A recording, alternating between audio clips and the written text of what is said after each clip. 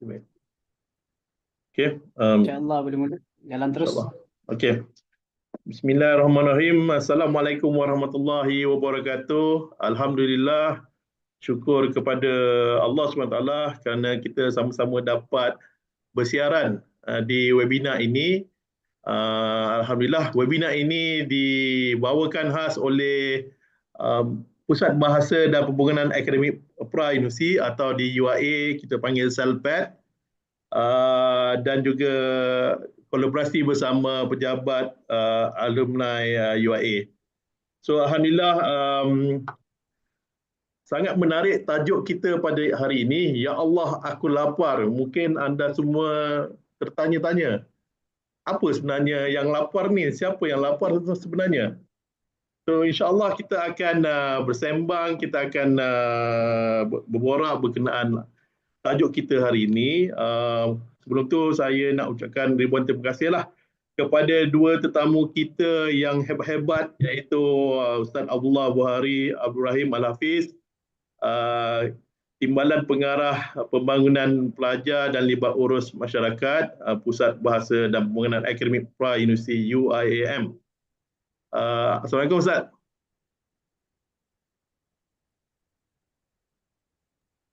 Waalaikumsalam warahmatullahi. Terima kasih. Alhamdulillah. Okay. So bersama-sama dengan kita juga adalah tetamu yang kami raikan lah, iaitu alumni UIA juga, Ustaz Syafiq Husni Zain, iaitu seorang eksekutif Division Outreach Yayasan Amal Malaysia. Assalamualaikum Ustaz Syafiq. Waalaikumsalam warahmatullahi. Alhamdulillah. So macam mana kembali ke UIA? Alhamdulillah, rindu. Rindu. Dia kena datang fizikal ni. Kita ke Mahalah makan-makan shawarma. InsyaAllah. Hari ni tak nak makan Ini insyaAllah. Ini semuanya Jumaat boleh datang ke UIA. Oh. Okey, Alhamdulillah. Untuk makluman sahabat-sahabat di talian, di YouTube dan juga di Zoom, sebenarnya program webinar ini adalah usaha sama antara SELPAD dan juga pejabat alumni untuk melahirkan kesedaran berkenaan dengan satu projek CSR yang dianjurkan oleh pejabat ataupun Pusat Bahasa dan Pembangunan Akademik Pra-Universiti SELPAD untuk membantu fakir miskin dan juga gelandangan yang menghadapi masalah untuk mencari rezeki dan juga makan di kawasan Chowkit. So sebelum saya jemput tetamu kita, saya nak menyebut Ustaz Abdullah selaku Timbalan Pengarah Pembangunan Pelajar Libat Urus Masyarakat untuk berkongsi sedikit sebenarnya apa projek CSR yang SELPAD ini hingga membolehkan kita bersama-sama mengadakan webinar ini sebelum aktiviti CSR nanti. Ustaz Abdullah. Okey, terima kasih kepada Ilmiza, Ustaz Syafiq dan semua komuniti IUM sekalian. Assalamualaikum warahmatullahi wabarakatuh. Pertama sekali kita bersyukur kehadirat Allah kerana program yang kita rancang pada pagi ini dapat berjalan seperti biasa yang kita rancang. Dan sebenarnya saya kena cakap laju ni Bro Ilmiza sebab Ustaz Syafiq banyak idea nak share tu. Saya cakap laju-laju ringkas. Okey, baik. Sebab sekarang ni watak utama dia Ustaz Syafiq. Cerita dia macam ni. Kami di SELPAD memang kita buat setiap tahun CSR dan sudah 3 tahun kebelakangan kita buat CSR under Datin Sabariah Bakri, staf SELPAD juga kita menyantuni kita kata pelajar-pelajar atau penghuni under JKM. Kemudian untuk tahun berikutnya saya telah didatangi oleh seorang guru bahasa Inggeris kita, Madam Marlena Zubairi. Dia kata dia ada idea untuk buat program kita macam merewang. Buat program merewang bagi bantuan makanan kepada gelandangan di Chowkit. Lepas tu Madam Marlina dia dah approach Yayasan Amal. Dia jumpa dengan Ustaz Syafiq. Lepas tu dia kata Ustaz Syafiq ni ada membangunkan warung makan sahabat, beri makan secara percuma kepada gelandangan di Chowkit. Lepas tu kita pun buat pertemuan di UIA. Bila saya jumpa dengan Ustaz Syafiq ni pernah jadi student saya dulu. Jadi saya kata kalau beginilah nature programnya, saya SELPAD kami tak boleh berdiri sendiri, kita kena libatkan sekali alumni. Sebab kita nak ketengahkan kepada masyarakat, alumni UAE macam Ustaz Syafiq berjasa besar untuk membantu masyarakat. Jadi bertitik tolak daripada itulah kami pun kita bincang buat program semua sekali. Dan program ni dia akan ada banyak siri. Untuk siri pertama ni kita mulai kickstart kita ni adalah dengan webinar ni. Kenapa kita buat webinar ni? Dengan harapan bila kita buat webinar ni kita timbul kesedaran, dan di akhir webinar nanti kita akan lancarkan tabung untuk warung makan sahabat, dan kita bagi tempoh sebulan insya-Allah untuk mengisi tabung ni. Jadi para penonton semua boleh bagilah banyak-banyak. Bagi juta-juta pun tak apa. Masuk tabung ni, lepas tu nanti kita akan pilih satu tarikh sebulan selepas tabung ini matang. Tempoh kutipan dia kita akan pergi ke warung makan sahabat, kita akan merewang, kita masak di situ, kemudian kita akan agih ke makanan. Dan sebenarnya saya rasa kalau komuniti UAE memang patut rasa bangga dengan Ustaz Syafiq sebagai alumni UAE yang mempunyai idea yang cukup bagus untuk membantu gerangan. Cuma dari segi pihak Ustaz Syafiq ini dia menghadapi masalah dana. Jadi itulah sebabnya kita rancang program ni dengan bantuan alumni. Tambahan pula Ustaz Syafiq pun alumni UAE, kita buat program ni dengan harapan supaya kita semua di UAE ada peluang bersama Ustaz Syafiq untuk berbakti, memberi makan kepada gelandangan di Chokit. Dan benda ni dia akan bukan berakhir di sini, dia akan jadi siri kedua, ketiga dan seterusnya. Allah Allah, saya rasa cakap tu dulu. So alhamdulillah Ustaz Abdullah kerana memberi sedikit penerangan lah, juga pencerahan berkenaan projek CSR yang dianjurkan oleh pihak CELPAD. So kita sangat berbanggalah Ustaz Syafiq antara watak-watak penting dalam membantu pihak universiti dan juga CELPAD khususnya dalam usaha CSR inilah, ya. So kita terus kepada borak-borak kita lah. Borak-borak kita sebenarnya Ustaz Syafiq ni saya nak ceritakan background dia sedikit lah, ya. Ustaz Syafiq ni sebenarnya adalah alumni ataupun graduan daripada kuliah IRKHS tahun 2016 ya Ustaz. Ya, kalau daripada CV ni Islamic degree, bachelor degree on Islamic Studies Jurisprudence tahun 2016. Ya. So alhamdulillah Ustaz Syafiq ni selepas dia graduate daripada UIAM, dia telah menyambung pelajarannya. Dia punya sebenarnya kalau tengok pada CV dia, dia pernah mengambil high school diploma lah Arabic Language and Literature lah daripada Universiti Teknologi dan Sains Yaman. So boleh bercakap bahasa Arab lah ni ya. Lama dah. Lama dah. Saya sendiri alumni UAE, kita APT tu rendah sikit lah, level berapa dulu waktu masuk dulu. InsyaAllah dah complete, tapi tak ni lah, tak berapa nak fasih lah. So kalau tengokkan dia Ustaz Syafiq ni dia sebenarnya daripada semenjak grad daripada UAE, dia banyak melaksanakan ataupun terlibat dalam aktiviti volunteer lah atau kesukarelawan membantu masyarakat yang memerlukan, bukan saja di Semenanjung, malah di Sabah dan Sarawak juga, ya, atas platform NGO Yayasan Amal Malaysia. Okay.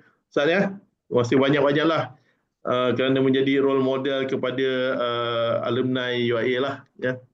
So saya nak tanyakan soalan Ustaz ya. Dimaklumkan bahawa warung makan sahabat ni sebenarnya telah lama ditubuhkan lah, ya, diselaraskan oleh Yayasan Amal yang terletak di kawasan Chowkit. Ya. So boleh cerita sedikit ke sejarah penubuhan ataupun entiti warung makan sahabat ni? Okay, baik, terima kasih. Pertama sekali saya nak ucapkan terima kasihlah kepada Ustaz Abdullah Qari, Tuan Ilmizat dan semua Madam Marlina dan semua yang terlibat bersama dengan Ustaz Abdullah Qari lah, CELPAD lah terutamanya, yang telah menjemput saya dalam webinar pada pagi ni lah. Jadi berkenaan dengan apa nama soalan Tuan Elizad tadi kan. Warung makan sahabat ni saya bersama dengan sahabat-sahabat, ada lagi 3 orang sahabat, kita telah memulakan warung makan sahabat ni sejak tahun 2020, pada ketika COVID-19 tengah memuncak. Ketika tu kita start membuka warung makan sahabat ni, memberi makan kepada masyarakat di Chowkit. Pada ketika itu lebih 1,000 orang sebenarnya. Setiap hari kita masak dan beri makan pada ketika itu. Tapi usaha memberi makan ni sebenarnya bukan start pada ketika itulah. Kita telah start sejak tahun 2017 lagi. Kita masuk ke lorong-lorong pada waktu malam, melihat masyarakat di Chowkit. Kita bagi makan, kita menyantunilah yang tidur, yang perempuannya, yang kita pakaikan baju, yang tidur, yang macam-macam lah. Jadi kita cuba untuk tutup aib-aib mereka ni, yang mana yang Muslim, supaya mereka ni tidaklah menjadi sampah masyarakat. Pada ketika itulah kita bermula sejak tahun 2017, dan selepas daripada kita mula masuk memberi makan tu, sebelum datangnya COVID tu, kita mula buat kelas fardu ain kalau tempat di Chowkit sekarang ni, di warung makan sahabat tu, di atasnya tu kita buat kelas pada setiap hari Sabtu petang. Kita buat kelas fardu ain. Yang mana yang kita santun tu kita jemput untuk dia orang datang lah. Situ. Itulah, itu warung makan sahabat. Betul kan? Soalan dia tu. Jawapan Betul Ustaz Nabi. Sebab saya pun ada baca sedikit ataupun terbaca yang warung sahabat ni juga ada satu individu yang sangat individu lah yang sangat membantu, iaitu Kak Wan. Ya, betul lah Kak Wan Mak Wan. Okey, Mak Wan. Dia adalah bekas penagih lah. Dan dia apabila keluar daripada pusat senti, dia banyak membantu warung makan sahabat ni dengan tenaga beliau, membantu memasak dan juga mengagihkan makanan-makanan kepada rakan-rakan fakir miskin dan juga gelandangan di kawasan Chowkit. Ya. So Ustaz, saya nak tanya Ustaz Abdullah lah. Memandangkan kita ni nak buat CSR di kawasan yang rata-ratanya memerlukan lah, iaitu makanan lah. Dari pandangan Islam lah, usaha untuk membantu masyarakat sebegini ni, bolehkah, adakah dia digalakkan ataupun mungkin Ustaz boleh share lah daripada perspektif Islam ni, adakah ini satu perkara yang murni ataupun bagaimana Ustaz? Okey, terima kasih kepada Bro Ilmi. Saya share satu hadis. Hadis ni kalau kita belajar hadis, dia panggil hadis salam. Hadis ni sangat menarik perbincangan dia kalau boleh tengok. Rasulullah ni seawal tiba baginda di Madinah, ada seorang sahabat Nabi namanya Abdullah bin Salam. Dia kata bila Nabi sampai ke Madinah, orang ramai berkumpul, berkerumun melihat Nabi. Lepas tu orang kata Rasulullah dah sampai dan aku pun datang melihat Rasulullah. Dan bila aku tengok Rasulullah, aku nampak pada muka baginda bukan muka pendusta. Lepas tu dia kata antara pesanan awal yang aku dengar daripada Rasulullah 4 patah perkataan. Nabi kata, ya ayyuhan nas, wahai sekalian manusia, afsyus salam. Sebarkan salam. Sebab tu hadis ini dinamakan hadis salam.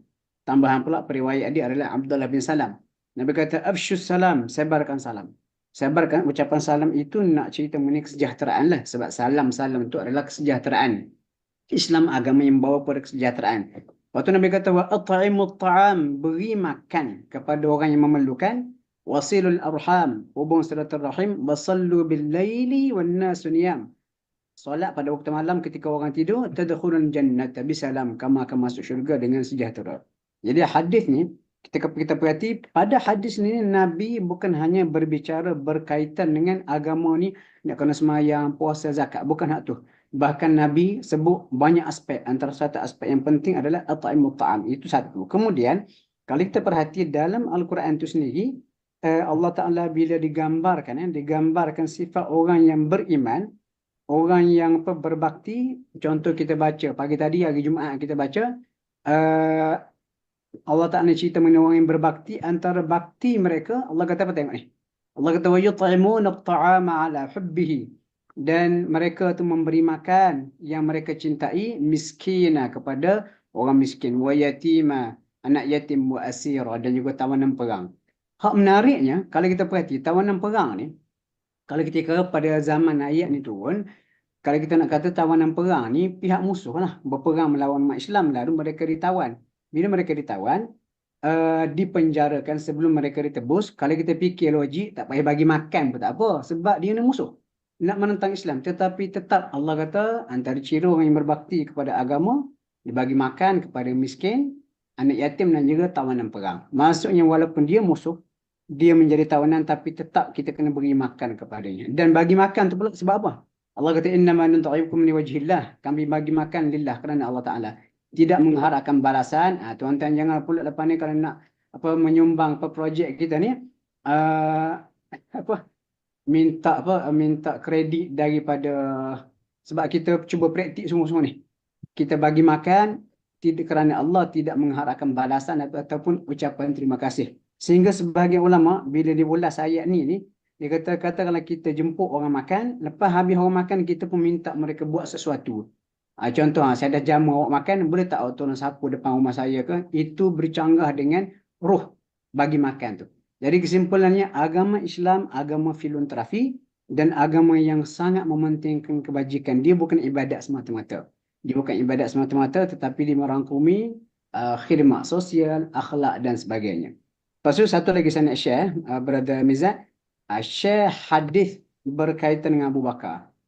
Contoh, pernah satu hari, ni hadis Sahih Muslim, pernah satu hari Nabi duduk dalam kalangan sahabat, Nabi tanya, siapa yang puasa hari ni? Abu Bakar kata, aku ya Rasulullah. Lepas tu Nabi tanya, siapa yang dah iring jenazah ke kubur? Abu Bakar kata, aku. Nabi kata, siapa hak sudah beri makan pada orang miskin? Abu Bakar pun kata, aku. Nabi tanya, siapa yang dah ziarah orang sakit? Abu Bakar kata, aku. Nabi kata, kalau siapa ada terkumpul semua ni pada dia, syurga dah dia. Kalau kita perhati pada hadis ini, dia ada nisbah 3:1. Nisbah 3 tu, 3 merujuk kepada kerja kebajikan. Satu saja ibadah khusus, iaitu puasa. Jadi menunjukkan kalau kita kata Rasulullah adalah manusia terbaik, antar benda yang Nabi buat, Nabi sarankan adalah bagi makan kepada orang. Dan Abu Bakar pun kita kata antara sahabat yang terbaik, yang darjat di bawah sikit pada Rasulullah SAW. Beliau pun antara benda beliau buat adalah beri makan kepada orang. Jadi usaha program kita ni insya-Allah adalah program yang sangat Islami, yang sangat menempati ruh Al-Quran dan juga sangat menempati sunnah Nabi kita SAW. Dan tuan-tuan lepas ni, pakar-pakar menyumbang untuk program kita ni, kita sama-sama pergi merewang bagi makan kepada orang di Coket. InsyaAllah kita dapat pahala melaksanakan sunnah Nabi. Allahu'alam. Alhamdulillah Ustaz. Maknanya kalau kita nak bagi sumbangan ni, bukan sumbangan dari segi duit saja. Kita boleh bagi dalam bentuk tenaga juga Ustaz. Ya, nanti kita pergi ramai-ramai ke Coket tu. Kita masak, tolong Ustaz Syafiq. Lepas tu kita masak belah pagi, cadang. Lepas tu belah petang, semasa agihan tu, kita akan duduk, kita akan agihkan. Dan kita boleh tengok realiti masyarakat yang berada di bawah ni yang sangat memerlukan bantuan. Lebih kurang kita turun ke Padang jugalah. Selalunya kita berada di kampus kan. Sebenarnya kita kalau dapat juga involvekan para pelajar, turun juga ke sana, sebenarnya kesedaran tu nampak lebih jelas lah ya. So alhamdulillah Ustaz, terima kasih atas pandangan tadi tu. Ustaz Syafiq, berkenaan dengan tadi saya sebut pasal guna tenaga sebagainya lah. Saya merasakan warung makan sahabat ni juga menghadapi cabaran dalam mentadbir operasi harian warung tersebut lah ya. Boleh Ustaz Syafiq kongsi sedikit sebanyak apa cabaran yang selalu dihadapi oleh pihak Ustaz? Baik. Dia kalau nak sebut pasal cabaran kewangan ini memang bukan saja di warung makan sahabat, semua orang ada cabaran kewangan sebenarnya. Jadi duit tu kita boleh olah sebenarnya. Kalau tak cukup duit, kita buat cara tak cukup duit lah macam tu. Kita masak sikit, kalau ada banyak duit, kita masak banyak, sedap, macam tu lah. Jadi selain sebenarnya pada saya lah untuk operate program kebajikan, kalau nak tunggu duit cukup memang tak jalan. Sebenarnya kalau memang duit memang tak cukup. Jadi kita jalan dulu. Apa pun jalan dulu. Memang begitu sebenarnya dalam program kebajikan ni memang kena jalan dulu. Dan insya-Allah lepas tu duit akan masuklah. Orang akan datang. Allah akan bagilah. Insya-Allah gitu. Tapi itu satulah cabaran sebenarnya. Walaupun sebenarnya tidaklah sebenarnya nak suka sangat untuk meletakkan duit itu sebagai cabaran utama sebenarnya. Tapi sebagai umumnya untuk diketahui oleh semua, memanglah duit tu memang secara umumnya begitulah. Tapi janganlah kita letak tu sebagai yang utama. Jadi tak jalanlah kerja kita tu. Kalau yang keduanya cabaran dia ialah cabaran masyarakat di situlah. Cabaran dia kita berhadapan setiap hari dengan masyarakat yang pelbagai karenah masyarakat lah, yang bermasalah dada, masalah keluarga dan sebagainya. Jadi di situlah kita kena berfikir macam mana peranan sebagai seorang Muslim untuk kita sampaikan ataupun macam mana kita nak jadi rakan sebaya untuk membimbing mereka ni supaya bukanlah menjadi orang yang terbaik yang macam kita ataupun jadi cikgu ataupun jadi orang yang pandai, tapi at least mereka mengurangkan kerosakan ataupun yang mereka lakukan lah. Kalau dia isap dadah hari ni banyak 5 kali, dia jadi 4 kali. Macam tu lah kita kurangkan. Kalau dia main judi, hari ni 1 bulan dia main seminggu, setiap minggu 4 kali, kita boleh kurangkan jadi 1 kali saja sebulan. Macam tu. Jadi dia gradually lah. Itulah cabaran yang ada yang datang yang bergaduhnya dan sebagainya di depan warung tu dan sebagainya lah. Jadi kita lah nak jadi orang tengah supaya mereka ni kita ni jadi tempat mereka mengadu nasib lah. Mengadu nasib dan sebagainya, insya-Allah lah. Dan cabaran-cabaran ini sebenarnya dia datang bukan untuk melemahkan kita sebenarnya. Dia adalah untuk menguji supaya di akhirnya Allah Ta'ala dia akan bagi sebenarnya kemanisan. Kalau untuk pengetahuan semua sahabat-sahabat lah, Ustaz Bukhari, Tuan Elmiza dan Madam Marlina dan sahabat-sahabat UAE semua, setakat hari ini sudah 76 orang yang memeluk Islam di situ. Sejak kita beri makan tu, kita jadi rakan sebaya lah di situ dengan kesabaran, cabaran perangai dan macam-macam di situlah. Jadi kita terus saja bagi makan, kita masak, kita beri makan dengan elok dan sebagainya. Jadi alhamdulillah mereka datang menyerah diri nak memeluk Islam lah. Dan daripada 76 tu dah lebihlah 10 orang yang kita uruskan kematian mereka. Dan setiap kali kita uruskan kematian mereka tu, kita jemputlah mualaf-mualaf ni untuk uruskan sekali lah. Jadi banyaklah mereka dapat pengajaran daripada situlah.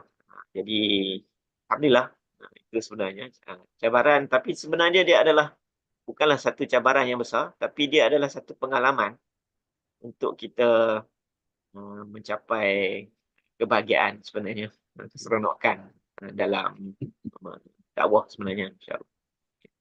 So alhamdulillah.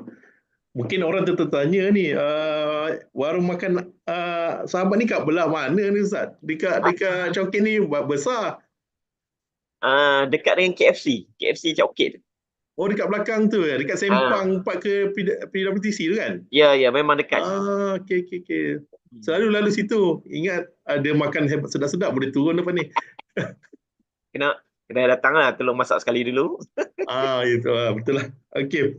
Ustaz Syafiq juga saya nak tanya soalan jugalah. Tadi Ustaz dah cerita sedikit berkenaan dengan warung makan sahabat ni dan bila dia tubuhkan kan. Sebenarnya asal warung tu sebenarnya muncul macam mana? Adakah dia warung tu kecil saja sekarang dah ada premis yang tetap atau macam mana Ustaz? Okey, warung ni asalnya kita buka di belakang GM KL tu, satu rumah sampah sebenarnya, rumah yang kecil. Dia rumah sampah. Tapi tak lama kita buka tu dalam 2-3 hari saja sebab di situ busuk sebenarnya dan tak sesuai untuk kita beri makan. Jadi kita ubah tempat pada tahun 2020 tu juga. Kita ubah di satu lokasi di bawah rumah Mak Wan tu lah. Rumah Mak Wan ni dia tingkat 2. Asalnya pusat judi haram. Sebenarnya ada judi halal tau. Judi halal yang ada lesen lah. Dia judi haram ni. Judi, tapi yang operate judi ni Islam sebenarnya, orang Islam. Kat situ. Masya Allah. Jadi dia dah mungkin tak tahulah macam mana dia punya operasi judi ni, dia rugi lah kot. Jadi dia tak mampu untuk bayar untuk operate lagi. Jadi dia sewakan sebelah bangunan tu jadi separuh lah. Jadi kita sewa separuh masa tu. Separuh RM2,000. Sewa dia atas RM1,800 masa tu. Separuh bangunan, separuh premis lah, separuh je lah. Jadi kita masak. Pada masa tu kita start masak lah kita start masa tu birthday Mak Wan lah. Kita start birthday Mak Wan bulan November, 2 November. Kita start masak di situ. Kita bagi gelandangan. Masa tu COVID. Beribu datang makan. Tak cukup. Kita masak lagi. Tak cukup. Kita masak lagi. Banyak betul. Memang orang ramai masa tu tak ada kerja. Memang terlalu ramai masa tu. Kita masak. Dan kita solat. Lepas kita bagi makan tengah hari, kita terus solat kat situ ramai-ramai. Jadi saya pun kita tak jemput. Kita solat je kat situ. Tengah-tengah tu ramai orang tengok yang dia nak solat, dia datanglah solat sekali. Jadi ramai. Sampai penuh dalam tu solat. 60 orang dalam tu. Bayang macam mana penuh hanya dalam tu. Solat. Akhirnya yang sebahagian lagi kedai judi sebelah tu, dia pun macam tak tahan tu. Dia tutup. Tapi dia sewakan kepada kami lagi RM1,800. Wah. Jadi RM3,600 bawah tu lah. Jadi sewanya tu. Jadi Alhamdulillah kami berjaya lah untuk sewa. Dan kita bukakan kawasan tu untuk jadi lebih besar lah untuk kita solat. Kita buat kelas. Jadi kalau pergi di situ, sekarang ni kita tengok kalau dia punya tile dinding dia warna putih. Jadi selepas kita buat solat, kita akan buat sedikit kelas lah. Maksudnya sebelum kita solat, saya selalu buat macam tu. Kita bagi penerangan sikit pasal solat ni supaya sebelum dia solat tu dia niat dengan betul solat tu. Niat solat ni macam mana. Jadi saya akan lukis dekat dinding tu. Dinding dia whiteboard. Dinding tile tu. Jadi kalau pergi sekarang ni adalah merah-merah tu lekat-lekat lagi ni. Jadi yang datang tu dia menghadap dinding tu. Jadi saya akan present dululah. Kita nak solat ni apa gitu. Tulislah dekat dinding tu. Bagi dia faham dulu solat ni apa. Jadi Alhamdulillah. Jadi dengan cara tu sampai sekarang ni kita dapat menyewa lah. Walaupun demikian sewa naik. Berapa Ustaz? Sewa? Sekarang ni bawah saja 5,000, 5,500 bawah saja. Ni bulanan 5,000 Bawah. Atas lain pula kan. Yalah. Jadi dia itulah. Jadi dia tak boleh berjudi. Dia sewakan tempat tu pada kami. Jadi dia naikkan itulah. Walaupun dia Muslim tapi itulah.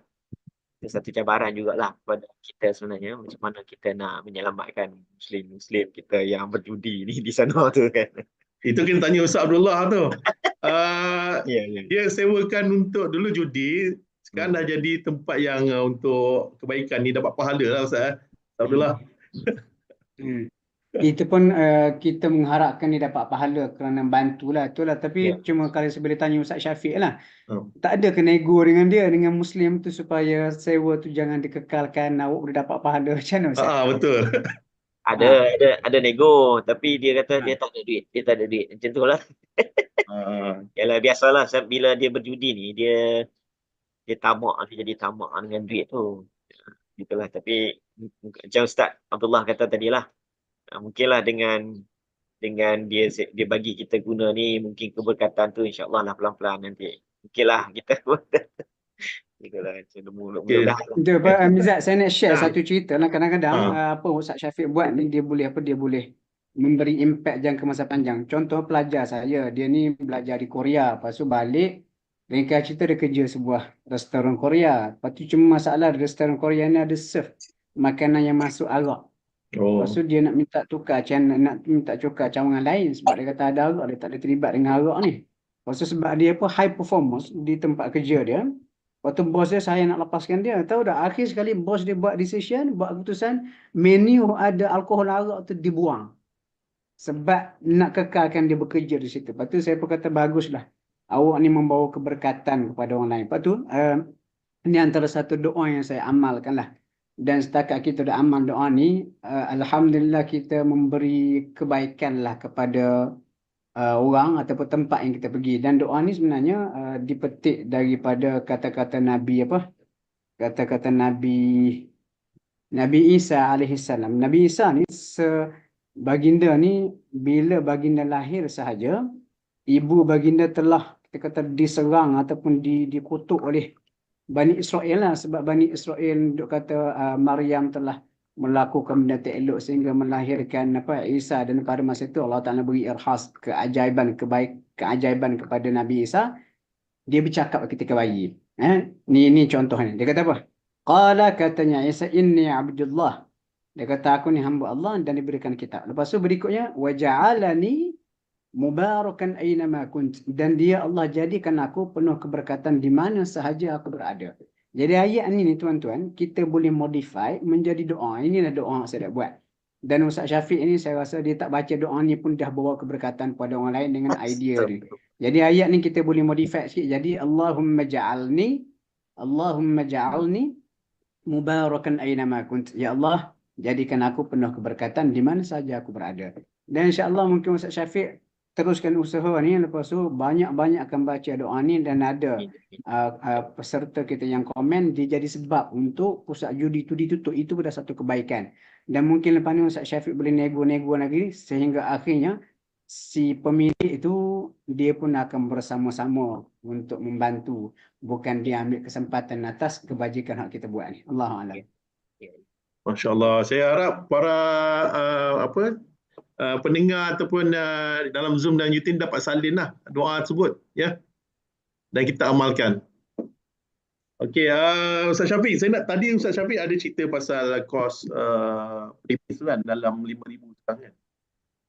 Mungkin boleh share jugalah, sebab saya dimaklumkan warung makan sahabat ni sebenarnya atas tu pun ada satu lagi premis tu kan, dia panggil rumah didik, rumah didik yang Rumah didik mengajar, sahabat. didik sahabat yang mengajar kepada warga Chowkit ni ilmu agama, dan juga kadang ada mengajar sedikit banyak berkenaan Al-Quran, betul tak? Ya. Tenaga pengajar dia siapa Ustaz? Adakah volunteer ataupun sukarelawan ataupun daripada Yayasan Amal sendiri? Kalau di rumah makan sahabat ni saya nak cerita sikit lah. Sebelum kita start rumah makan sahabat ni, kita ada warung makan sahabat tu lah. Jadi bila dah ramai yang memeluk Islam, yang mana yang dulunya pondan, dia kembali jadi apa? Jadi tak pondan lagi dah. Dia dah bertaubat dan sebagainya. Jadi kita fikir kita perlu ada satu premis, tempat untuk mereka ni berkumpul, berbincang dan juga belajar lah. Gitu. Jadi kita buatlah rumah makan sahabat di tingkat atas daripada warung makan sahabat tu juga, dan juga dia jadi juga sebagai pejabat jugalah di situ. Jadi bermula di situ adalah yang tenaga pengajar dia semua adalah volunteer. volunteer.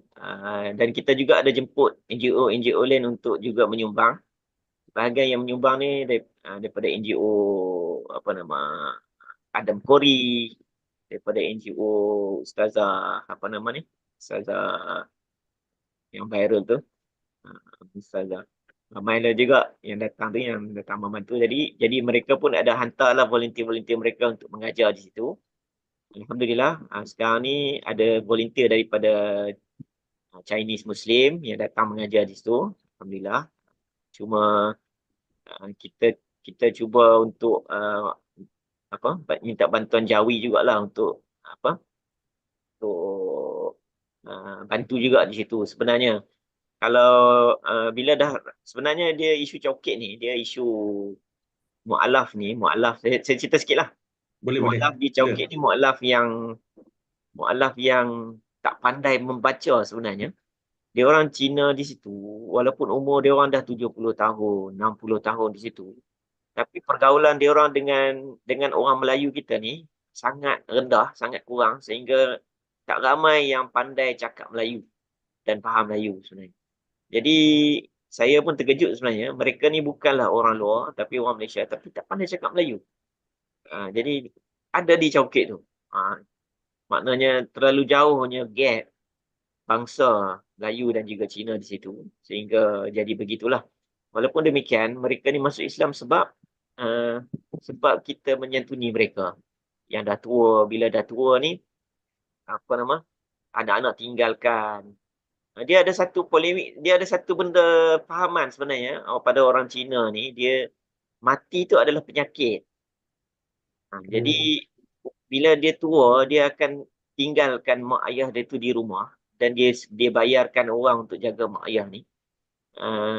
Sebab takut jangkit penyakit mati tu pada dia orang. Dia hantar duit je. Jadi mak ayah ni dia sunyi, dia datang sembang dan sebagainya. Jadi alhamdulillah dia masuk Islam. Dia mati Islam lah. Jadi kebanyakan mereka yang masuk Islam ni kita hantar ke Jawi, dia orang tak boleh cope dengan bahasa Melayu tu.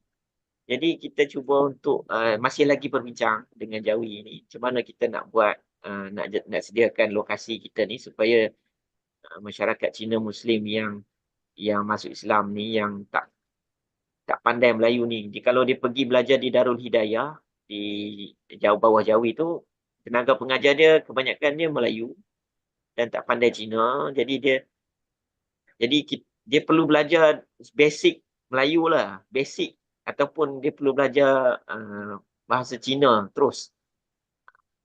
Basic. Macam budak tadika belajar dia tu. Jadi benda tu kita ajar di rumah makan sahabat.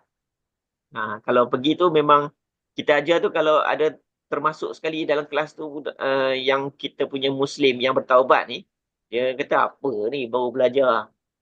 Dia macam budak tadika macam tu lah. Jadi kita kena ada buat kelas berasingan, kelas malam, kelas petang, kelas pagi. Jadi sebab nak mengasingkan tahap-tahap pendidikan ni lah. Jadi kita terpaksa ada rumah makan sahabat tu. Jadi kanak-kanaknya di bawah, yang mualafnya di atas. Begitulah. Jadi alhamdulillah lah dah berjalan. Jawi pun sebenarnya bagi support jugalah. Cuma untuk mengubah silibus tu dia ambil masa yang panjang lah. Kepada silibus bahasa Cina ataupun bahasa Tamil tu lah. Kalau volunteer daripada UIA lepas ni boleh turun lah bantu Ustaz Syafiq. Bukan Boleh saja sangat. makan, tapi mungkin dari segi ilmu jugalah. Boleh. Sebelum ni ada volunteer student UIA. Dia mengajar lama juga, hampir setahun. Dia mengaji waktu malam. Dia pernah masuk SRC rasanya. Belajar masa tu. Dia apa nama tak ingat saya pun. Dia beritahu saya dia menang bertanding. Saya pun tak ingat nama dia tu. Tahu insyaAllah. Mungkin bila Ustaz Syafiq sebut SRC ni mungkin generasi yang lama sikit lah. Sebab sekarang ni SRC tak ada dan kita panggil student union. Oh, sudah union. Student union. Okay. Student union, ya. Mungkin satu lagi, saya semasa duduk bincang dengan Madam Marlina, lepas tu Ustaz Syafiq, kita ada communicate dengan Cikgu Rahayu. Ya. Cikgu Rahayu dia Aha. ada juga apa? Dia ada program di Cokit, dan sebenarnya macam Ustaz Syafiq, Cikgu Rahayu pun sangat apa mengalur-alurkan apa sumbangan tenaga idea daripada UAE. Contohnya siapa nak pergi mengajar, dan ini mungkin boleh kita kembangkan juga idea ni kepada Sejahtera, masuk program-program yang boleh kita kembangkan lagi supaya kita tengok dalam masyarakat ni banyak lagi sumbangan-sumbangan yang perlu kita berikan. Ya. Dan insya-Allah Ustaz Syafiq ni macam dia pintu gerbang lah ni, dibuka pintu. Dan program ni saya harapkan supaya jadi satu pintu gerbang yang boleh buka untuk banyak lagi masuk. Itulah kadang-kadang apa yang berlaku ni tidak berlaku secara kebetulan. Kalau ikut Al-Quran, tak ada kebetulan dalam kamus Allah. Sebab kalau kebetulan ni benda di luar jangka, sedangkan Allah Ta'ala Maha mengetahui segala-gala. Benda kita nak buat ni, kalau kena kita acuk, kita halakan, dia boleh jadi pintu kepada kebaikan yang banyak. Cuma jangan dilepaskan peluang ni. Dan saya sangat berharap lah, Salpet dan semualah, supaya benda ni tidak berakhir di sini saja. Sekadar buat CSR sebab apa? Sebab nak dapat point dalam apa. Kalau boleh kita pergi beyond lagi. Ini sebahagian daripada tanggungjawab kita kepada agama. Kita tunjuk keindahan Islam dengan cara ini, insya-Allah. Ustaz Syafiq pernah buktikan bagaimana menyantuni orang susah ni dia banyak faedah-faedah yang kita kata tersembunyi di sebalik itu. Allahuakbar. Alhamdulillah. Untuk makluman pendengar semua, Cikgu Rahayu ni juga adalah alumni UIA. Dia telah buka satu NGO lah, Buku Jalanan Coket, yang mana dia membantu kanak-kanak daripada ni lah yang berada di Coket dari segi akademik mereka. Ya, Alhamdulillah. Okey Ustaz, mungkin saya nak buka soalan daripada sahabat-sahabat pendengar di Zoom lah, ataupun yang di YouTube boleh type, dan pihak sekretariat akan ajukan soalan tu kepada kita. Mungkin sahabat-sahabat pendengar yang lain ada soalan yang nak ditanyakan kepada Ustaz Syafiq?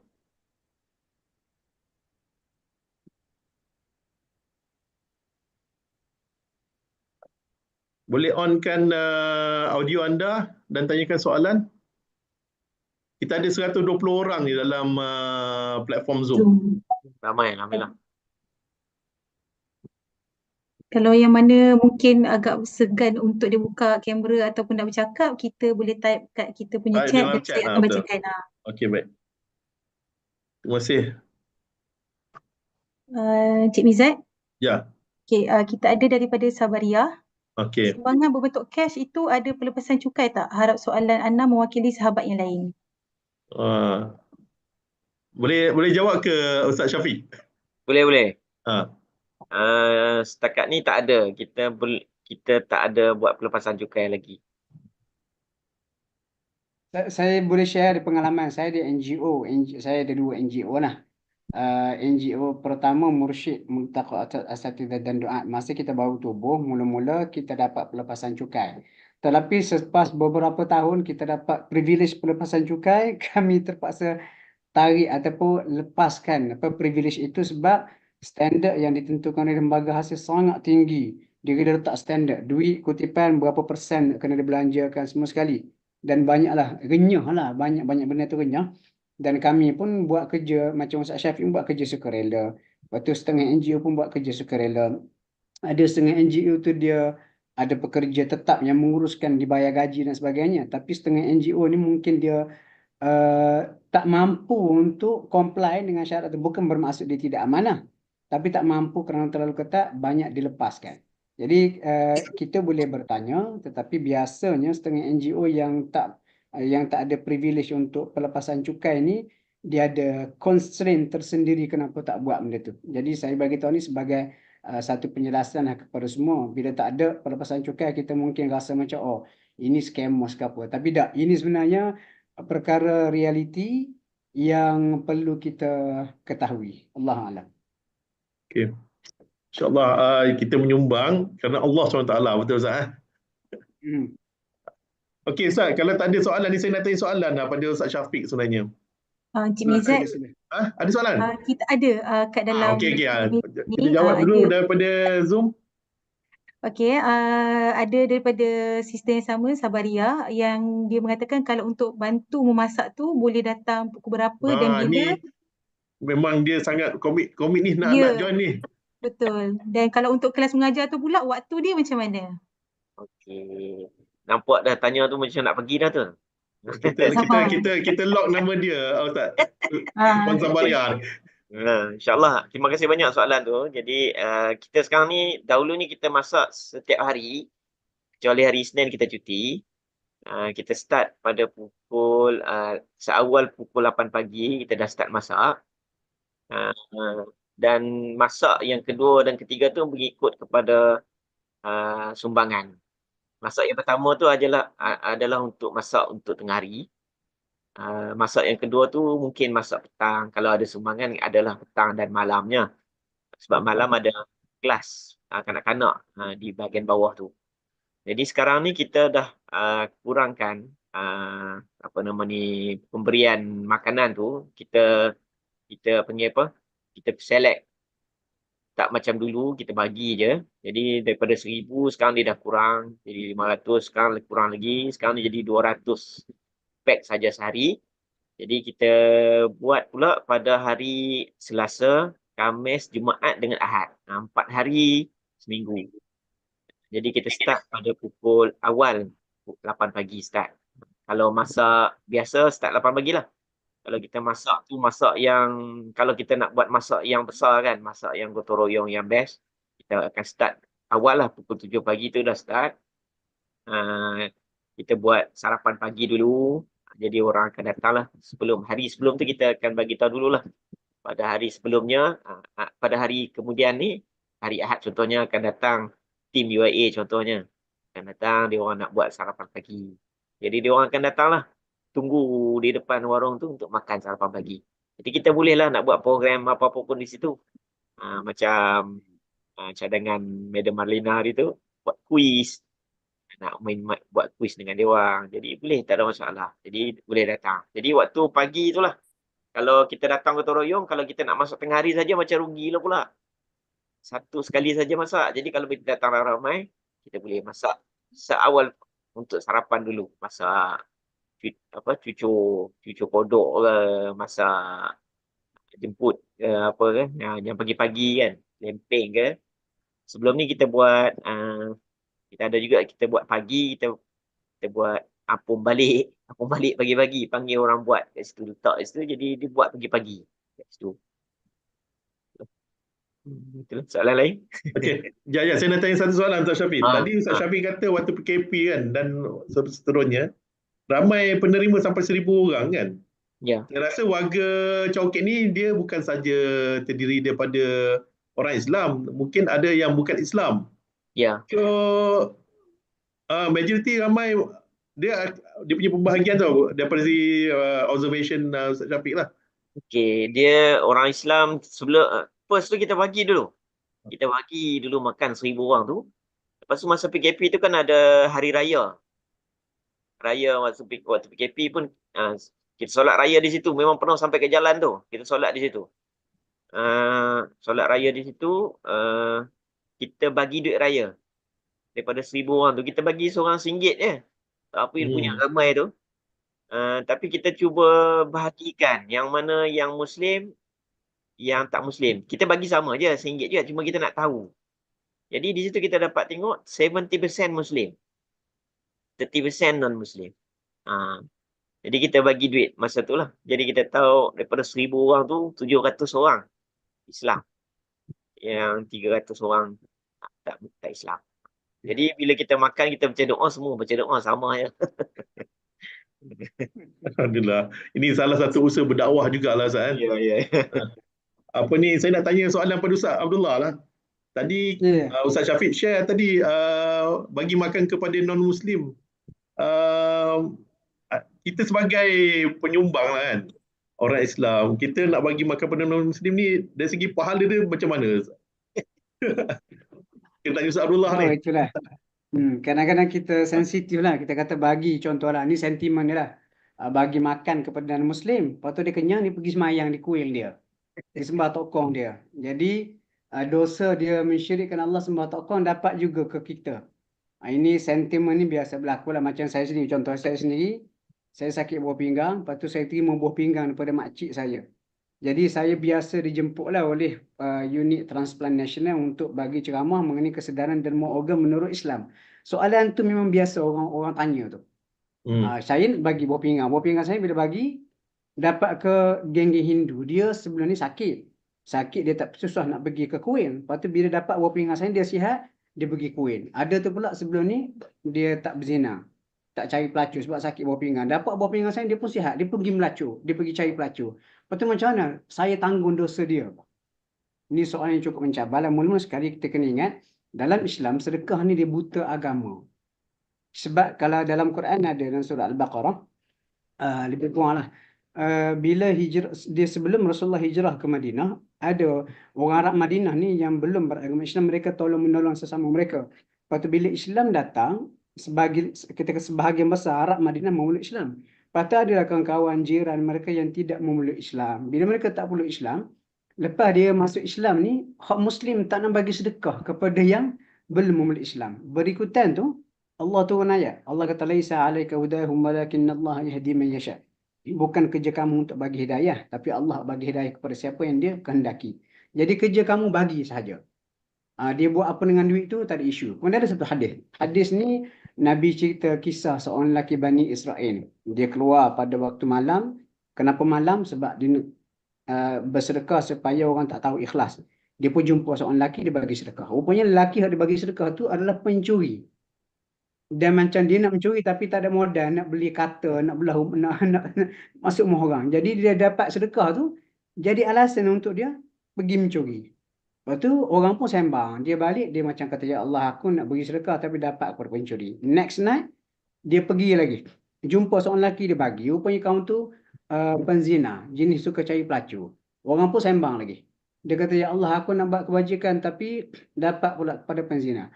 Hari ketiga, dia pergi lagi, bagi sedekah, dapat ke orang kaya. Lepas tu orang duk mengutuk lah. Orang kata, "Apalah tak cerdik sedekah kepada pencuri, sedekah kepada penzina, sedekah kepada orang kaya."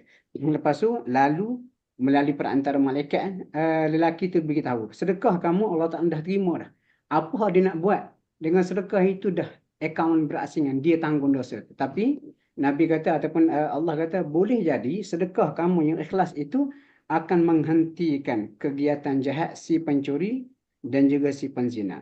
Boleh jadi sedekah kamu yang ikhlas itu akan memberi kesedaran kepada si kaya tadi itu untuk turut menjadi dermawan. Jadi balik ini kepada perbincangan kita tadilah, ada yang tanya, bagi bayar sewa untuk warung makan sahabat kepada seorang lelaki yang suka berjudi. Jadi Ya, kita betul. harapkan benda ni lama-lama dia akan berhenti berjudi berdasarkan hadis ini. Tuan-tuan jangan risau, kita sedekah kepada non-Muslim, lepas tu dia pergi buat apa, itu dah akaun berasingan. Kita tak tanggung dosa dia dan kita dapat pahala yang Allah Ta'ala berikan kerana kita bersedekah. Mudah-mudahan sedekah kita tu walaupun dia non-Muslim, dan ternyata secara praktikal Ustaz Syafiq dah macam buktikan benda ni.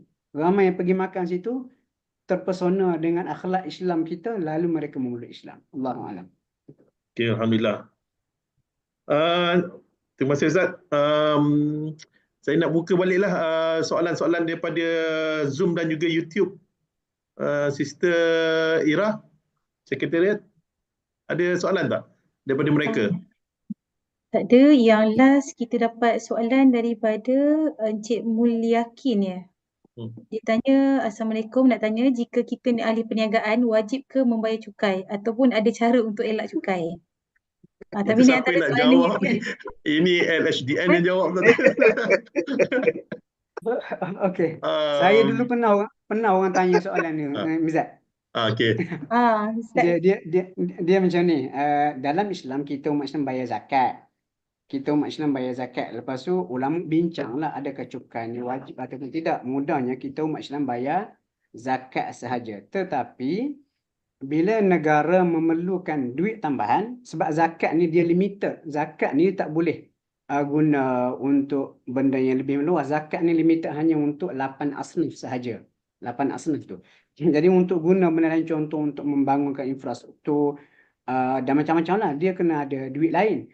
Dulu-dulu masa zaman awal Islam, empire Islam ni banyak lagi berlaku perang, futuhat, pembukaan wilayah, jadi banyak harta-harta rampasan perang tu balik masuk Baitul Mal digunakan untuk kemajuan.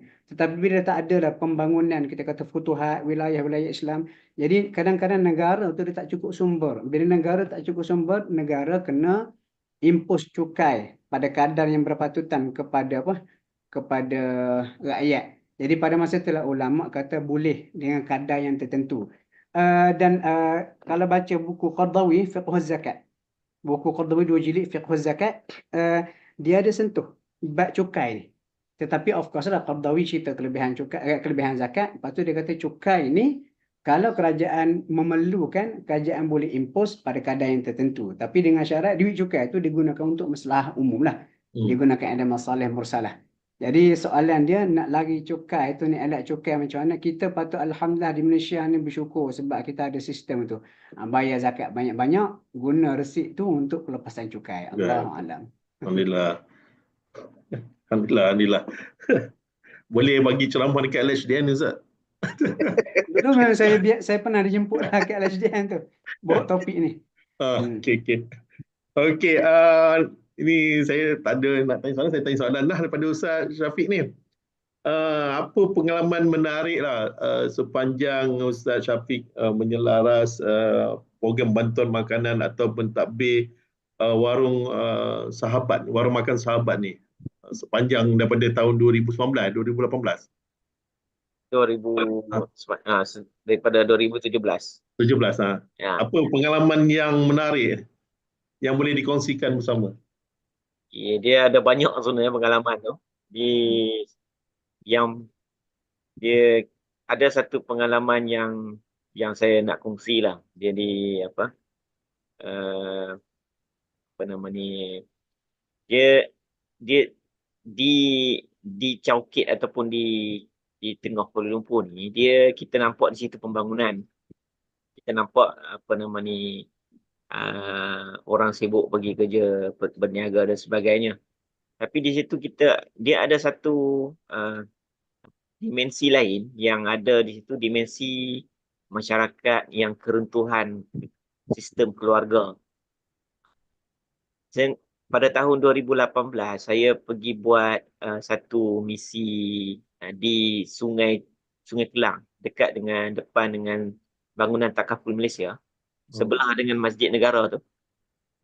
Sungai tu. Dulu memang ramai di situ, gelandangan di situ. Jadi kita ada buat bagi makan di situ. Jadi ramai yang datang makan. Jadi masa tu kita buat JV lah dengan satu NGO yang uruskan remaja yang bermasalah. Dia Baitul Fiqh nama dia. Dia ada buka rumah. Dia ambil remaja-remaja perempuan yang mengandung. Luar mengandung ni. Jadi dia bela. Jadi saya bersama dengan Baitul Fiqh ni memberi makan. Jadi disebabkan Baitul Fiqh ni ramai rupanya gelandangan remaja. Itu yang pengalaman yang saya tak boleh lupa lah. Sebelumnya kita pergi di lorong-lorong Chowkit ni, gelandangan dadah, orang-orang yang sakit dan sebagainya. Jadi di situ kita jumpa gelandangan remaja. Dia ada tim, satu kumpulan remaja umur belasan tahun. Jadi ada satu remaja, dia ada 2, 3, 4 orang tu. Saya pergilah approach untuk saya bersembang. Saya tanyalah dia orang. Saya ajak dia orang makan, bagi makan kan. Dia tanya, abang dari mana? Dia tanya, dari JKM ke? Macam tu lah kan. Saya kata bukan, saya bukan JKM. Saya daripada Yayasan Amal lah. Jadi itu pengalaman saya yang pertama lah, dan membuka pandangan dimensi baru bahawa gelandangan ni ada di kalangan remaja. Saya tanya, kenapa ada di sini? Duduk di mana? Saya tanya. Dia kata duduk di bawah jambatan. Kenapa duduk bawah jambatan? Kenapa tak ada rumah ke? Jadi yang lelaki tu jawab, rumah dia, mak dia guna jadi pusat pelacuran. Jadi dia tak boleh duduk di rumah dia. Dia duduk di luar. Yang perempuannya lari daripada rumah sebab bapa dia jahat. Jadi dia lari. Jadi lari. Masa saya jumpa tu pun perut dia mengandung. Besar perut dia. Umur 14 tahun masa tu. Umur dia. Jadi kita nak kita tengok tu berkesian lah. Jadi kita bagi makan je lah. Kita nak tolong pun tak tahu nak buat macam mana. Jadi dia golongan tim ni, geng-geng remaja ni, kita nak jumpa dia orang ni susah sebenarnya. Dia orang tak mau jumpa dengan orang-orang luar maupun autoriti lah. Sebab bila dia kan underage, kalau jumpa memang kena ambil lah, kena tangkap kan. Nah, jadi dia orang takkan suka jumpa dengan orang lain lah. Jadi saya nak itulah pengalaman yang membuka betul lah saya punya minda bahawa kelandangan rupanya ada masyarakat di luar sana yang memerlukan bantuan kita ni yang begitu disebabkan keruntuhan sistem keluarga dia orang lah. Betul. So, rasanya benda baru ni kita pun tidak pernah dengar cerita-cerita beginilah. Ya. So, harapnya ramai yang akan membantu mereka lepas ni ya. Ya. Okey, saya ada 2-3 soalan ni. Kalau saya nak tanya Ustaz Syafiq lah. Kalau saya tanya Ustaz Abdullah tak boleh sebab dia organizer juga. Dia tak aci panggil. Okey, okey, soalan dia sebenarnya Ustaz, untuk mentadbir warung makan sahabat dan juga entiti warung apa nama tadi, pusat didik sahabat tadi tu, sebenarnya kos overhead berapa banyak sebenarnya Ustaz? Kalau rakan-rakan pendengar boleh tahu, sebenarnya dia boleh tarik lagi perhatian untuk menyumbang lah. Kalau overhead secara umumnya, kalau sewa saja atas 2,000, bawah 5,000, 6,000 lah. 6,000 untuk sewa saja. Lepas tu kita ada bagi jugalah untuk apa nama kita punya sukarelawan yang full time yang memasak tu. Kita ada bagi jugalah mingguan dalam 100 orang lah satu minggu. Dia orang memasak setiap hari di situ. Dalam ada 4 orang. Jadi 400 lah lebih kurang. Jadi sebulan lebih kurang dalam 7,000 jugalah termasuk dengan bil air, bil elektrik semua tu dalam 7,000. Kalau sekarang ni dalam range begitulah dalam 6,000 ke 7,000. Kalau sebelum ni lebih 10,000 sebenarnya sebulan untuk overhead. Sebab kita buat setiap hari. Sekarang kita dah kurangkan jadi 4 hari seminggu, kita dapat maintain lah 6,000 ke 7,000 sebulan untuk maintain kos tu lah. Itu tak termasuk lagi dengan yang beri makan lah. Beri makan ni Alhamdulillah kita ada sumbangan lah, orang memberi sumbangan tu. Jadi sumbangan tidaklah harap banyak. Kalau sekali kita bagi makan sekarang ni 200 pack. Dari 200 pack lebih kurang dalam apa nama ni, kalau dalam RM10, nak mudah kira kan, RM10, 200 dan 2,000 untuk sehari. 2,000 kali 4, 8,000 seminggu. Macam itulah, 8,000 seminggu. Sebulan 20, itulah 8,000 kali 4 lah. Jadi 32,000 untuk makan saja. Untuk makan. Kalau untuk overhead sewa tu dalam range 6,000 ke 7,000. Kalau untuk makan saja 30,000 lah lebih kurang macam tu. Tapi ada yang menyumbang, ada yang sumbang bahan mentah, ada yang menyumbang beras, ada yang bagi apa nama fidyah beras, ada yang memberi sayur, ada penyumbang sayur daripada Banting. Jadi penyumbang sayur pun ada. Jadi alhamdulillah. Jadi kalau kita untuk makan 30,000 tu, jadi kita boleh tak ada lah sampai 30,000 sebenarnya. Begitulah. Kalau ikut on papernya begitulah.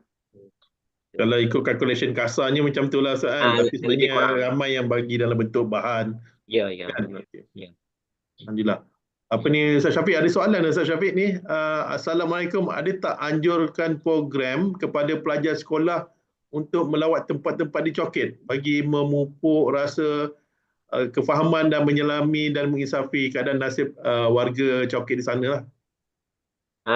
Memang kita buat. Dulu memang kita buat. Tapi kita akan recommend dia orang datang pada waktu malam. Kita akan extend program tu daripada petang sampai ke malam. Sebab warga Coket ni dia hidup waktu malam. Dia orang tak tidur waktu malam. Dia orang tidur siang. Malam baru hidup. Jadi kita akan bawa lah, ada ramai kita bawa daripada sekolah, ada MRSM pun ada ikut, daripada kolej-kolej pun ada. Cuma sekarang ni gelandangan dah kurang, atas inisiatif kerajaan jugalah sebenarnya. Dah bagi apa nama pekerjaan kepada gelandangan lah, jadi tak ramai seperti dulu lah, alhamdulillah kurang.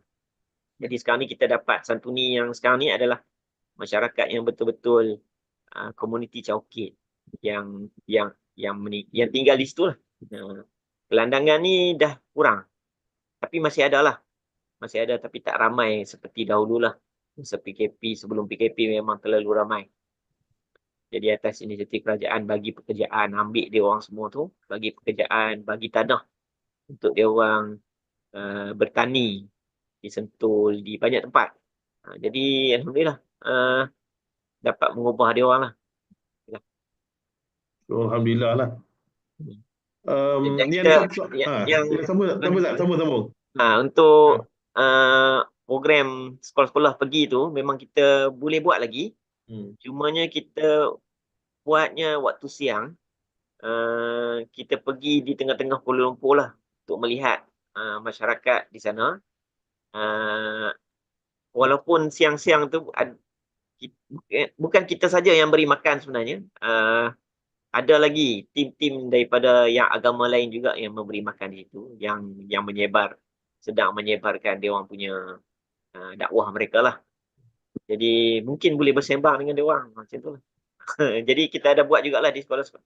Untuk sekolah-sekolah pun untuk dedahkan pada dia orang ni bahawa adanya usaha-usaha ni di kalangan selain daripada Muslim yang sedang buat.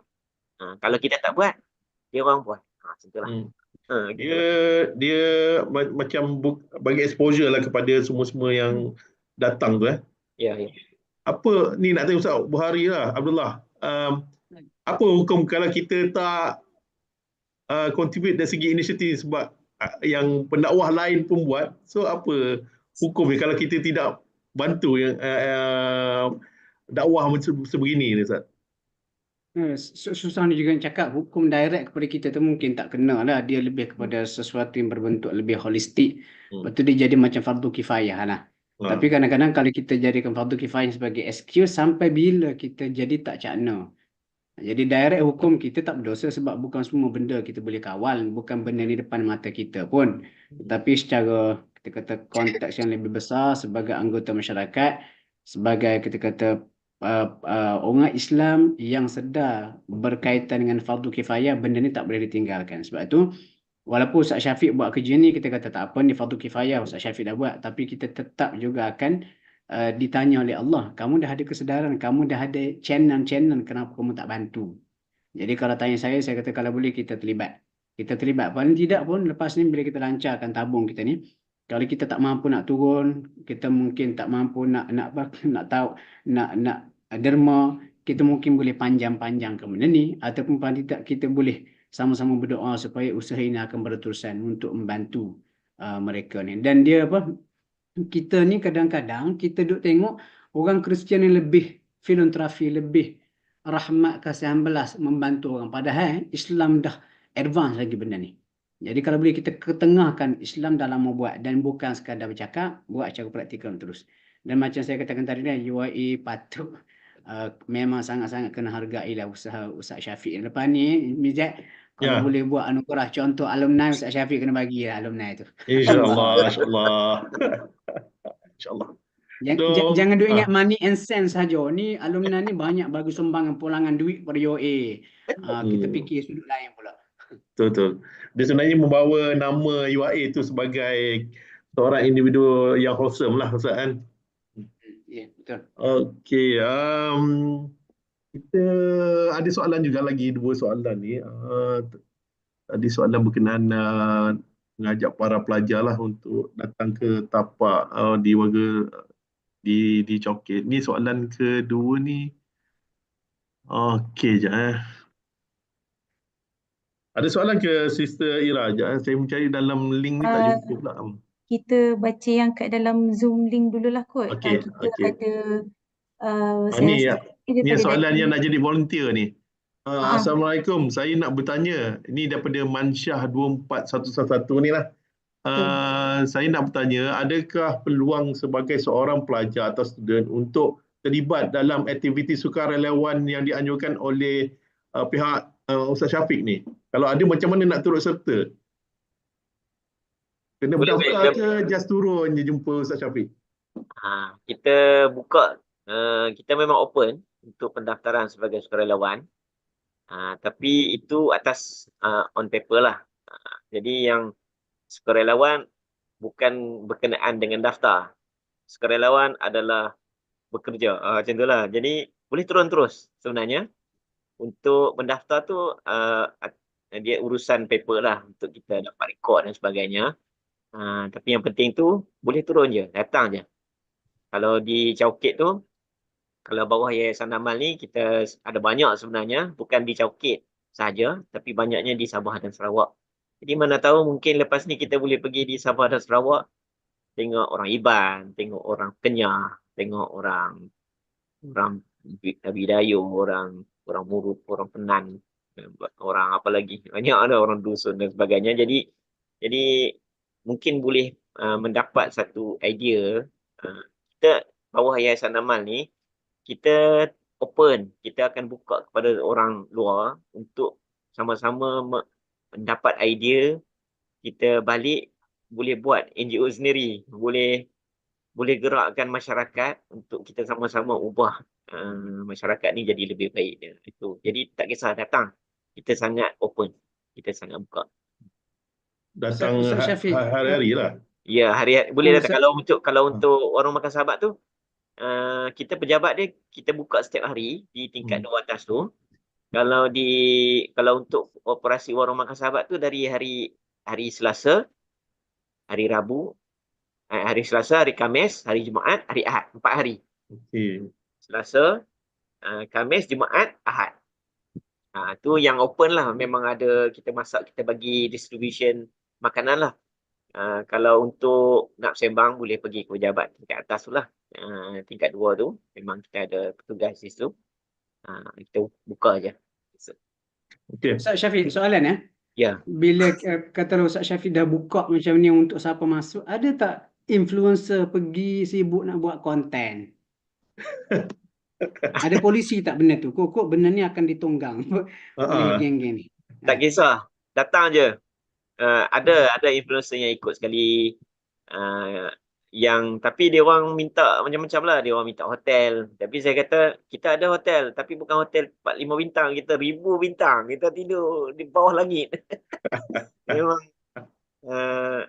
sekali pergi memang mula-mula tu dia orang nak buat macam tu lah. Tapi Alhamdulillah, macam saya pernah cerita kat Ustaz Abdullah Fari kan, yang kita ada seorang artis sebelum ni yang pernah ikut, siapa nama ni?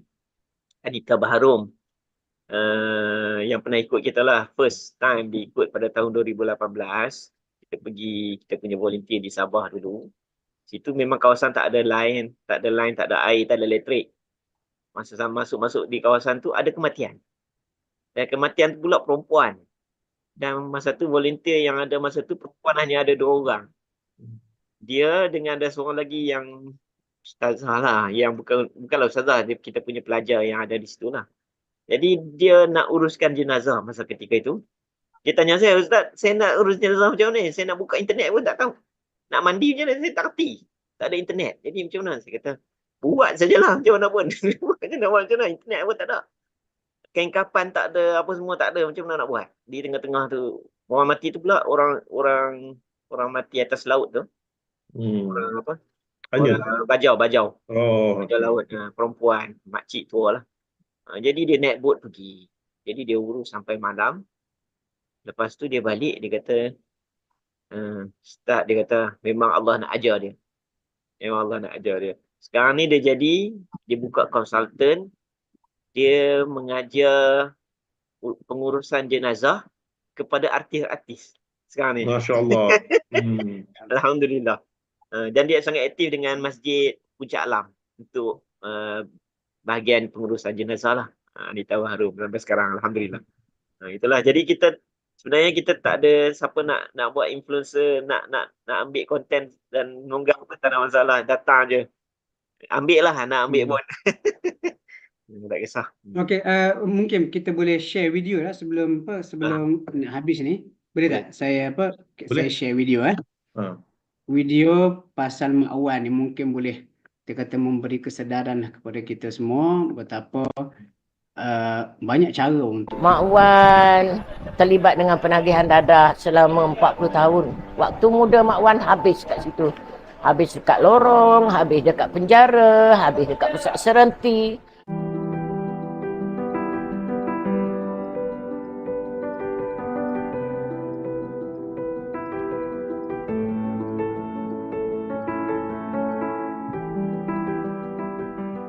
Warung Makan Sahabat ni hari ini dia sangat dikenali ramai. Tetapi asal usulnya ialah daripada lorong ke warung. Daripada lorong perjalanan dia maka kita adalah Warung Makan Sahabat ni. Rentetan peristiwanya ialah Mak Wan lah. Mula-mula sekali Mak Wan masak kat atas rumah Mak Wan tu. Mak Wan masak kat rumah dalam 20 bungkus, 10 bungkus, kadang-kadang 10 bungkus. Apa yang mampu je lah. Nanti Mak Wan membawa keluar ke jalanan sana untuk diagihkan kepada mereka-mereka yang terlantar.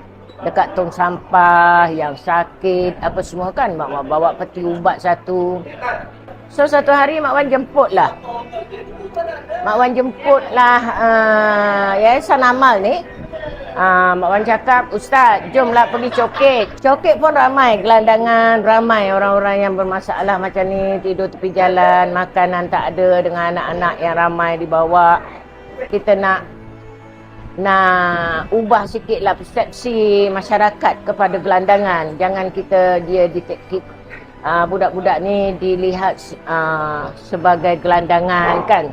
Dia ada perubahan. Kat sini ni kosong nama lah. Dulu restoran sini. Jadi Ustaz Syafiq cakap, mari tengok tempat ni. Ustaz Syafiq setuju untuk kita bayar sewa semua sekali. Jadi sekarang ni Yayasan Amal lah yang mengurus, menselia uruskan Warung Makan Sahabat ni oleh Yayasan Amal Malaysia. Sewanya, makan minumnya, programnya, mengaji, solat berjemaah, apa semua. Semua diuruskan oleh Yayasan Amal Malaysia. Masa PKP hari tu, beribu orang daripada sana sampai penuh parking tu semua. Kita masak sampai 1000 pack macam tu kan. Orang tak boleh kerja, orang tak boleh meniaga, semua serbu kat sini. Setiap hari kita beroperasi 4 hari dalam seminggu. Dulu 6 hari 1 minggu kita beroperasi. Cuma cuti hari Isnin sahaja, bagi ruang kepada volunteer kita berehat. Kita bekerjasama lah dengan Jawi, dengan JKM, dengan Kementerian Pembangunan Wanita, semua kan. So kita tapis. Akhirnya kita dapat benar-benar golongan asnaf yang memerlukan adalah dalam 300 hingga 400 pack lah. Jadi kita pun ada bantu banyak. Mewakafkan 2 motor, kita dah repair, berapa kali repair, tenggelam banjir, apa semua. Kita bagi kepada mereka untuk menjana kehidupan mereka. Suka hati dia lah. Dia nak niaga ke, dia nak kutip kotak ke, janji boleh isi poket dan lepas daripada duk tadah tangan tiap hari dekat warung ni. Mak Wan terlibat dengan penagihan dadah selama 40 tahun. Waktu muda Mak Wan habis kat situ. Habis dekat lorong, habis dekat penjara, habis dekat pusat serenti, habis dekat buang daerah, apa semua Mak Wan lalui. Apabila keluar, kita sebagai seorang bekas banduan cukup suka untuk mendapat pekerjaan. Tapi masih menagih balik, keluar menagih balik. Tak tahu nak fikir macam mana. Kali kelima Mak Wan duduk 10 tahun dalam pusat serenti. Duduk sana 10 tahun, cari ilmu pasal pemulihan, bekerja dengan agensi anti dadah kebangsaan sebagai pembimbing rakan sebaya. 10 tahun akhirnya pengarah pusat serenti itu suruh Mak Wan keluar. Dia kata di sini bukan tempat pemulihan. Pemulihan sebenarnya dah di luar sana. Cuma dia pesan sikit saja. Kalau awak nak kekalkan kepulihan awak mesti kena buat kerja kebajikan. Apa yang Mak Wan boleh buat? Mak Wan tak ada duit, Mak Wan tak ada kerja, Mak Wan tak ada tempat tinggal. Apa yang boleh Mak Wan buat kerja kebajikan ni? Hari ini Allah kurniakan satu keajaiban lah. Orang yang mengerti dadah ni keajaiban tau. Bukan senang. Semua orang nak berhenti tapi bukan senang. Bukan senang nak berhenti.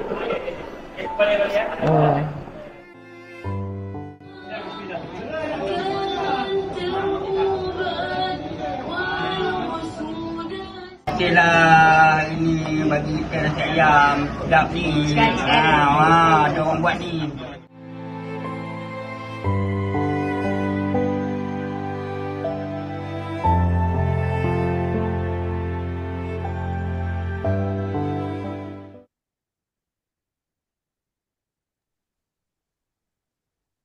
Alhamdulillah Ustaz. Dia unmute Ustaz. Ustaz Abdullah. Okey, alhamdulillah itu saja. So ni yang saya cerita tadi pada awal webinar kita, Mak Wan inilah Mak Wan yang kita masukkan tadi ya. Okay. So alhamdulillah rasanya kita dah sampai ke penghujung kita punya webinar ini. Sebenarnya program ni sebenarnya adalah program awalan ataupun kesedaran berkenaan dengan aktiviti CSR yang akan dilaksanakan oleh pihak Selpad. InsyaAllah kita akan ada proses crowdfunding ataupun biaya sama antara di dalam kampus lah, yang mana usaha untuk kumpulkan dana ni akan diaturkan oleh pihak Selpad melalui tabungan mereka. Nanti pihak Selpad akan share poster sebagainya dalam masa terdekat. Dan kita sebenarnya dalam perancangan kita akan mulakan program bantu warung makan sahabat ni pada 11 Disember kalau ikut perancangan awal Ustaz Abdullah. 11 Disember ni kita akan tutup sumbangan ni dan kita beli barang-barang dan juga kita aturkan perancangan untuk datang ke warung makan sahabat, dan pada 14 Disember nanti kita akan adakan program merewang dan juga pemberian menyantuni sahabat-sahabat kita di warga di Chowkit ya. So sesiapa yang berminat boleh mendaftar ke Ustaz dengan Selpad? Dengan siapa yang dia sebenarnya program ni kalau ikut sebenarnya program Selpad lah, tapi kita buka untuk semua warga UAE untuk turut menyumbang. Sebenarnya lagi ramai lagi meriah. Nanti itu insya-Allah kita akan follow up selepas ini. Cuma macam yang Imizat kata bagi tahu tadi, ini program sebagai kita pemula. Lepas ni kita akan tengok progres bulan, kita target dalam 8 ke 9 ribu ataupun 10 ribu. Untuk program pertama ni kita pergi merewang. Katakanlah duit itu ada lebih, insya-Allah kita akan simpan untuk next dan secara berterusan. Kita nak supaya program ni boleh sustain untuk satu tempoh masa yang lama dan bukan sekadar one off. Ni insya-Allah akan jadi flagship kita bersama lah insya-Allah. So alhamdulillah bersama-sama dengan kita ni ada Dr. Faridah, pengarah Pusat Bahasa dan Persediaan Akademik Pra-Universiti, Dr. Faridah. Mungkin kita serahkan atau kita dapatkan sepatah dua kata daripada Dr. Faridah lah ya Ustaz Abdullah selaku owner ataupun wakil kepada kita punya CSR projek yang dilaksanakan oleh ni. Sepatah dua kata daripada Dr. Faridah mungkin boleh launching ke tabung tersebut. Okey, silakan Dr. Faridah. Okay, yang berbahagia, thank you Brother Imizat. Ya, yang berbahagia Ustaz Abdullah Bukhari, Ustaz Syafiq Husni Zain, ya, Yayasan Amal. I wish I could be here to listen to all that has been said earlier, but I had to attend the DCM today. Yeah, so I'm sure you know, yeah, we are very happy to have our alumnus today, yeah, and also the operator of Warung Makan Sahabat in Chowkit, yeah, Ustaz Syafiq. We are very grateful that you have agreed to join us, and staff kesayangan UIA, Brother Ilmizat. Dia sangatlah mencintai UIA, belajar alumnus juga, and also a staff and now director, very fitting, working at the office of alumni relations, yeah. And of course, I have to mention Madam Marlina Zubairi, who initiated the idea for SAPAT, for ELD to have this effort, and her team members, yeah, who are going to be the key people who are going to work on this joint venture, inshallah. And the rest of the audience in today's webinar, very catchy name, ya. Allah, aku lapar. Tadi before I left DCM, I kata, Prof Haris, I need to go because aku lapar, kata. Cakapnya Allah, aku lapar webinar tu. Lepas tu semua orang peranjat. Kata Dr. Faridah ni, just kata aku lapar ni, semua orang lapar. So anyway, I mean, on behalf of SAPAT, we really appreciate your participation in today's webinar. Yeah. And I feel honored. I think Ustaz Lah is a better person, or Ustaz Syafiq. But since I am the pengarah now, I've been asked to launch our crowdfunding campaign, yeah, for CSR Giving is Living 1.0. Usually with Ustaz Lah project, it's always 1.0, hoping that there will be a continuation after that, yeah, inshallah. And maybe with our contribution a little bit later, we target not that much kan Ustaz, 10K je kan. Tapi I'm sure that we can contribute much more than that, ya. Kalau tak cukup tangan, ulang besar kita tadahkan for all the donation. Whatever little that you're going to provide is going to be much appreciated. So we know that this program is not just to help feeding the the underprivileged people in Chowkit, yeah, but I think we also will also be very beneficial for us, especially SAPAT staff, yeah, because it will help us to realize that we can do much more for the community. And it feels good if we can, hopefully with this little effort that we put in, yeah, we also helping ourselves to become better. So inshallah, I'm sure Ustaz Lah has mentioned this in his talk earlier, yeah. So just imagine the smiles we can create, the lives we can touch, and the hope we can instill in our community, yeah. Together we can make a significant impact, inshallah. So I invite you to join us in this mission, to share our campaign within your networks, and to contribute whatever you can. Yeah? Let's come together to nourish our community and ensure that no one in Chowkit goes to bed hungry. Yeah? We are very grateful for your generosity and support. Together we can make a lasting difference. Jazakumullah khairan kathira. Assalamualaikum warahmatullahi ta'ala wabarakatuh. Waalaikumsalam. Waalaikumsalam warahmatullahi wabarakatuh. Thank you very much, Dr. Faridah, for your inspiring speech and remarks. So hopefully that everybody can be encouraged to support and contribute back to SAPAT for this mission, insyaAllah. So alhamdulillah kita dah dengar apa yang disampaikan oleh Dr. Faridah. Kita pun dah dengar juga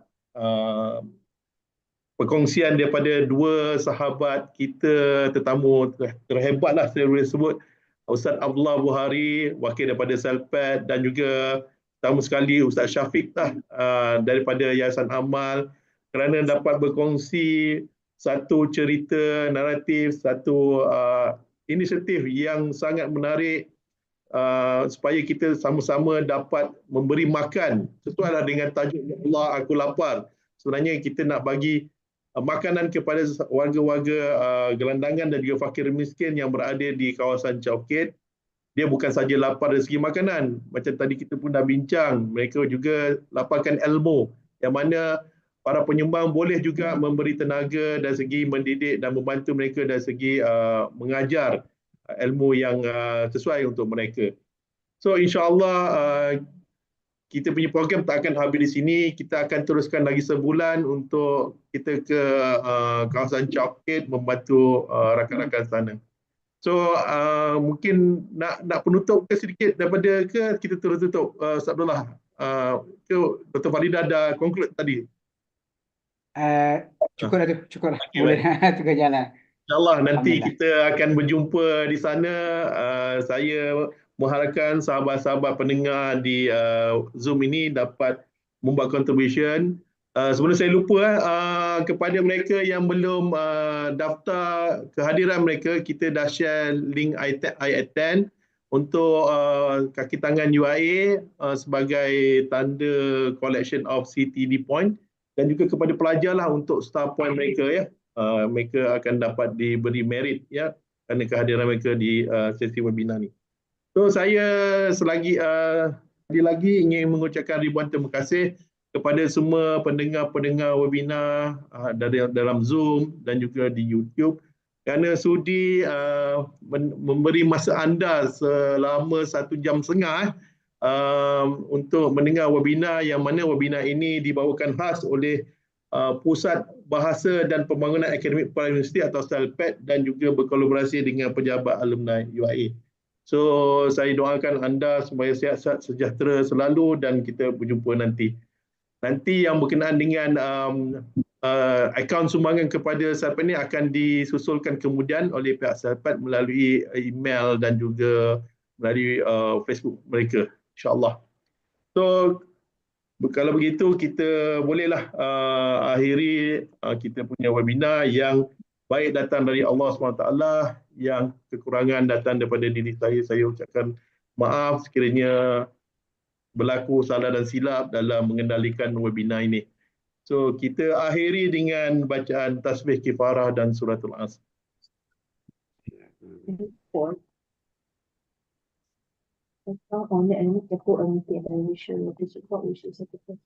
Terima kasih banyak kepada semua. Tahniah kepada SALPAD. Terima kasih Ustaz Syafiq. Terima kasih. Alumni contoh Mizat, nanti next apa takrim kena propose. InsyaAllah. InsyaAllah kita berjumpa kembali nanti Ustaz Syafiq. Jumpa pada 14 bulan. Boleh insyaAllah. Okay, Assalamualaikum warahmatullahi wabarakatuh. Assalamualaikum warahmatullahi wabarakatuh. Attendance report webinar. Boleh exit lah.